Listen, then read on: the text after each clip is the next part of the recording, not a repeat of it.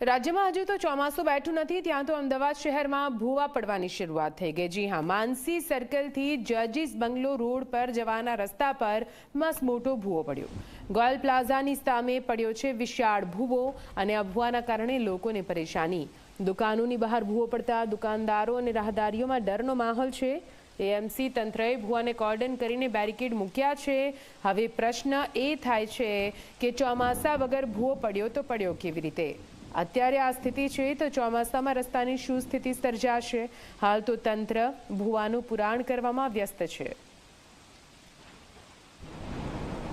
માનસી 4 રસ્તાથી જજીસ બંગલા તરફ જતા રોડ ઉપર ચિન્મય ટાવર આગળ અત્યારે ભૂવો પડ્યો છે। ગઈકાલે જે પ્રકારે અમદાવાદ શહેરમાં વાતાવરણ પલટાયું એ બાદ આ પ્રકારની પરિસ્થિતિ છે। આપ જુઓ કે ફૂટપાથ સહિત આખો જે રોડ છે એ નીચે બેસી ગયો ભૂવો પડ્યો છે અને જે બિલ્ડિંગ છે એના જે દાદર છે તેનું પણ દાદર સહિત પણ જે ભાગ છે એ પણ આ ભૂવામાં ગરકાવ છે।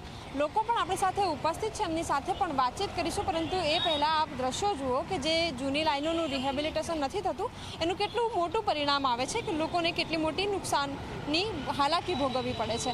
અચ્છા, આપ જણાવો કયા પ્રકારની આ પરિસ્થિતિ હતી?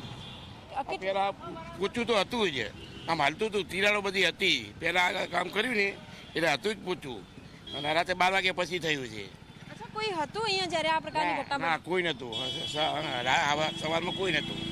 બિલકુલ, મોટી હોનારત તો થતી અટકી જ છે, પરંતુ તેની સાથે સાથે આપ જુઓ કે જે જૂની લાઈનોનું જ્યારે રિહેબિલિટેશન કરવામાં નથી આવતું ત્યારે મોટી હોનારત લોકોએ ભોગવવી પડે છે। આપ જુઓ કે જે ઉપર દુકાનો પણ છે અને એ દુકાનદારોએ કઈ રીતે ઉપર હવે અવર જવર કરવી, કઈ રીતે નીચે આવવું, એ સૌથી મોટો સવાલ છે અહીં। અને જે કામગીરી પ્રશાસને કરવી જોઈએ એનો અભાવ જોવા મળે છે અને એના જ પરિણામે લોકોએ હાલાકી ભોગવવાનો વારો આવે છે।